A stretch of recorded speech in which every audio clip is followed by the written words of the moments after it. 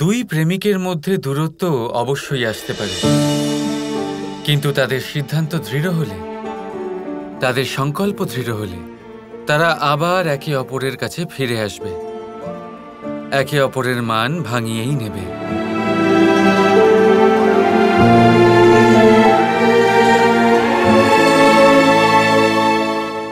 তাই বলো মাতা মহাগৌরী জয়, বলো মাতা মহাগৌরী।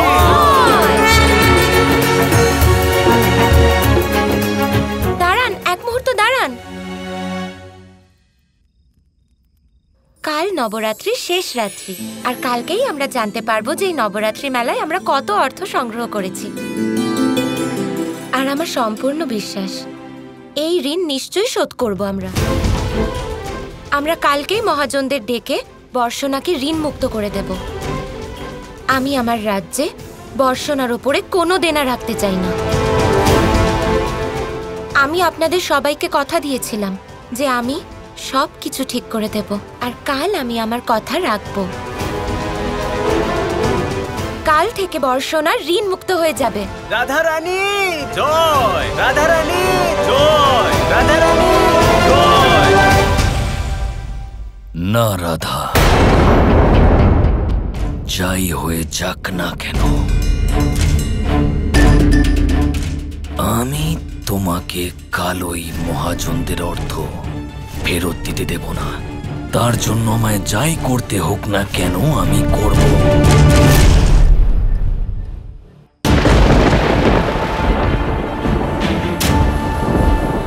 কানাই, তুমি এখানে কি করছো? ওখানে পুজোর জন্য সবাই তোমার অপেক্ষা করছে, চলো।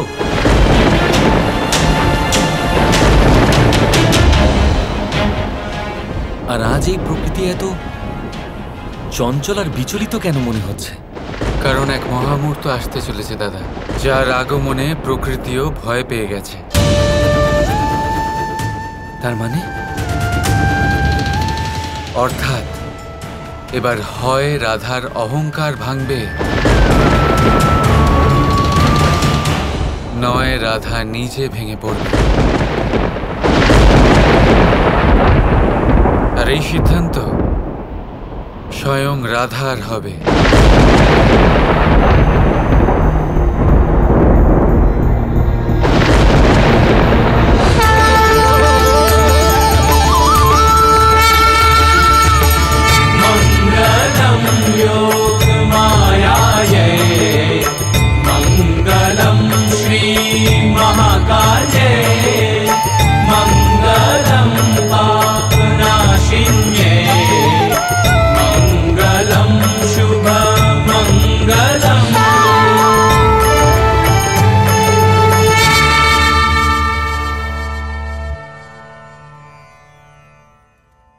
মা দুর্গার নবম রূপের নাম হল সিদ্ধিদাত্রী। এই দিব্য স্বরূপের জ্ঞান আমাদের অজ্ঞাত, অন্ধকার, অসন্তোষ থেকে বের করে উৎসাহ আর কর্তব্য পরায়ণতার দিকে চালিত করে। আমাদের তৃষ্ণার উপরে নিয়ন্ত্রণ রেখে আমাদের নিজের উপরে, নিজের অহংকারকে পরাজিত করার শক্তি প্রদান করে।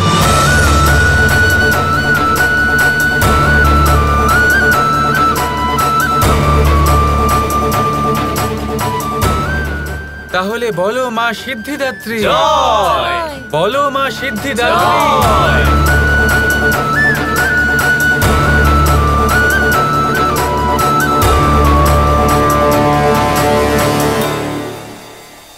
এবারে মেলায় অর্জন করা অর্থ গুণা হবে, আর এই গণনা সেনাপতি আয়ানের নজরদারিতে মেলা প্রাঙ্গণেই করা হবে।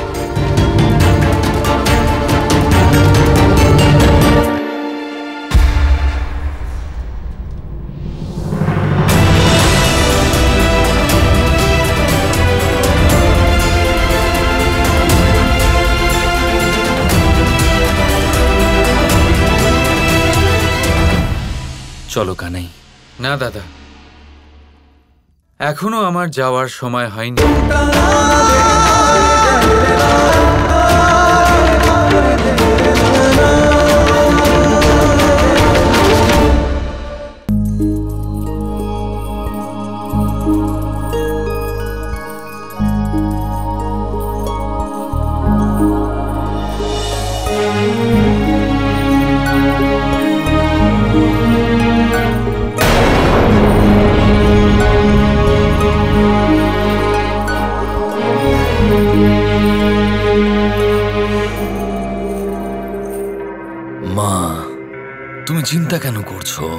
ঋণের অর্থ কখনোই পুরো হবে না, কারণ আমি সেই অর্থ থেকে 1,000 মুদ্রা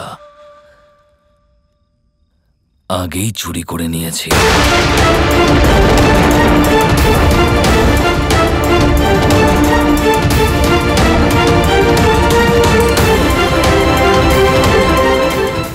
রাধা, মুদ্রার মধ্যে তো 1,000 মুদ্রা কম আছে।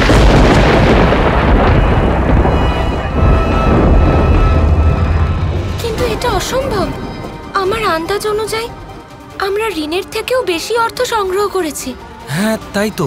আপনার নিশ্চয়ই কোনো ভুল হয়েছে দাদা। আর একবার গুনে দেখুন। ঠিক আছে মধুমঙ্গল। ঋণ শোধ করার সময় সম্পূর্ণ হয়েছে।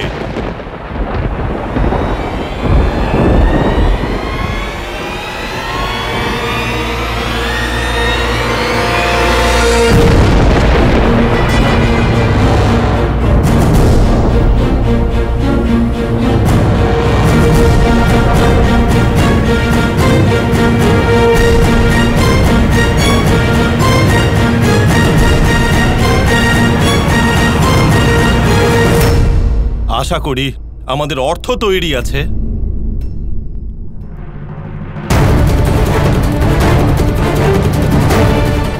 ঋণের অর্থ সুদ সমেত তৈরি আছে, শুধু 1,000 মুদ্রা কম আছে। এটা মোটেই ঠিক নয়। ঋণ নেওয়ার নিয়মের উল্লঙ্ঘন এটা। আপনি জানেন তো রাধারানী, যদি ঋণ সম্পূর্ণ না দেয় তাহলে আমাদের এই অধিকার আছে আপনাদের সবাইকে নিজেদের বাড়ি থেকে বের করে দেওয়া।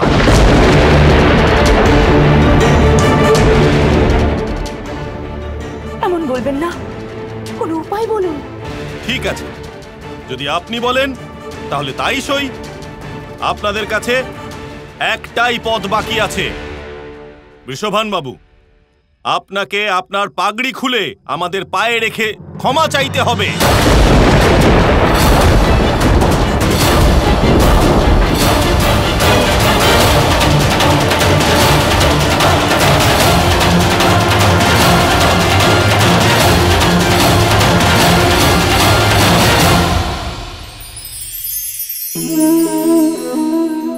বিশ্বাস, জীবনে বিশ্বাস কতটা গুরুত্বপূর্ণ। একজন স্ত্রী তার স্বামীর হাত ধরে যে কোনো জায়গায় যেতে পারেন, এর কারণ হলো বিশ্বাস। তার নিজের স্বামীর ওপরে বিশ্বাস আছে।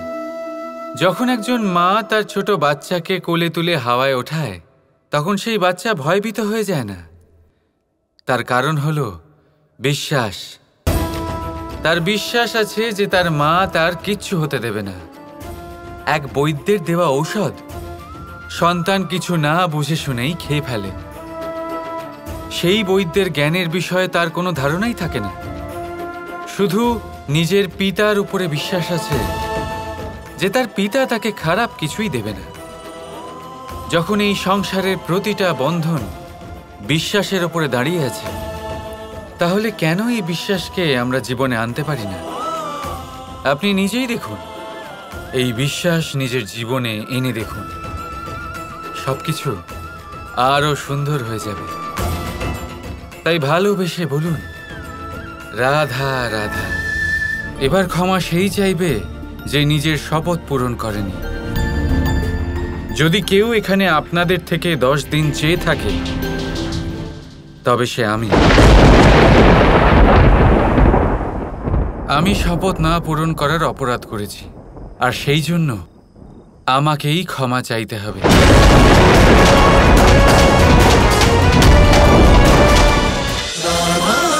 Krishna Krishna Krishna Krishna